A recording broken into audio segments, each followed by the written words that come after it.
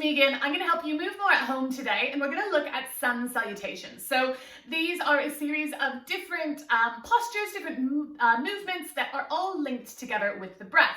Often they can be really confusing, especially if you don't know which way you should be breathing and you feel a little bit left behind. But don't worry, we're going to go through it all today.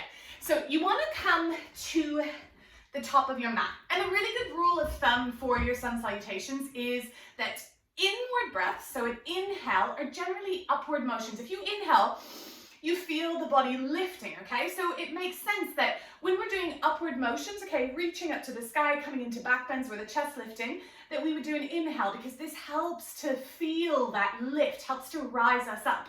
Where exhales, if you exhale, you can kind of feel your body drop down.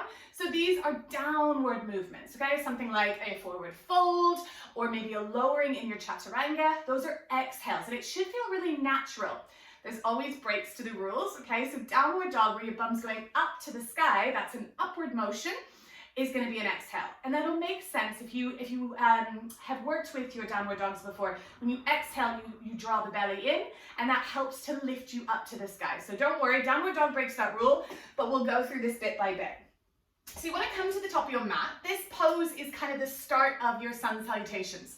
It's a posture called Tadasana or mountain pose. You want to try to keep the joints soft. So if you lock out your knees, you can see that I've got a bit of sway back. I'm going to keep a little bend in my knees. That way I can feel my muscles working.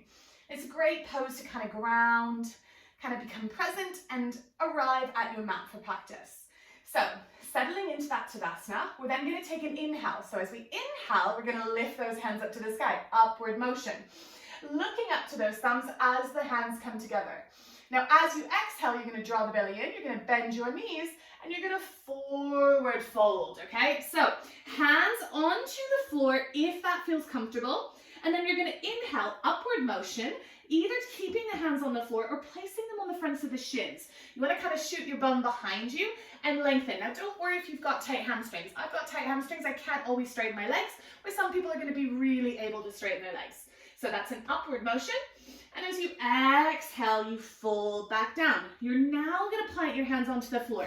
You're going to step back into your plank position. Okay, pressing into the floor, drawing the belly in.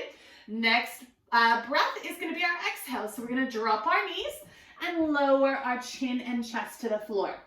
Good. The next breath is going to be that inhale. So we're going to find that little back bend. Okay, this is a baby cobra lifting the heart. And then we're going to exhale, push ourselves back into a child's pose, lengthening out. Take an inhale to breath. And as we exhale, we find that downward dog. Remember what I said, downward dog is that break of the rule. You're going to send the bum high. Now, take some time here. We're going to hold this for 5 breaths. You can pedal out the feet. You can nod and shake the head.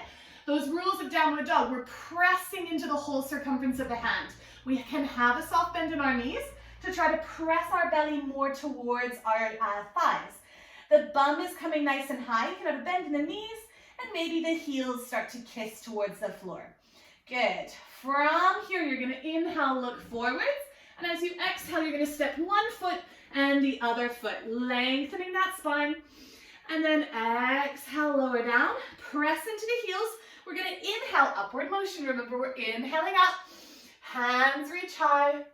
And then exhale, hands come down, finding that Tadasana. Good, so I'm going to take it a little bit quicker, and you can always, in that vinyasa, do your full chaturanga or other variations of your vinyasa. So coming to the top of my mat, I'm going to inhale, lift my hands high, and then I'm going to exhale, fold myself down. I'm going to inhale, lift my chest, and as I exhale, I'm going to step back into my plank. Exhale, I lower down. Inhale and lift my heart, finding that backward bend. As I exhale, I find myself back in my downward dog. Staying here for 5 breaths, pedaling through my feet, kind of warming up my hamstrings.